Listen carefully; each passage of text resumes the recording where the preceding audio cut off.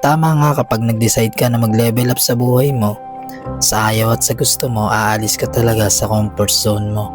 Yung mga bagay na hindi mo ginagawa dati, kailangan mo nang gawin ngayon. When you ask for growth, babatuhin ka ng mga challenges sa life na akala mo hindi mo kaya. Dito talaga masusubok ka. Life will stretch everything to you. Your finances, expenses, lifestyle, mindset mo. Especially awareness mo sa mga bagay-bagay na nangyayari sa life mo.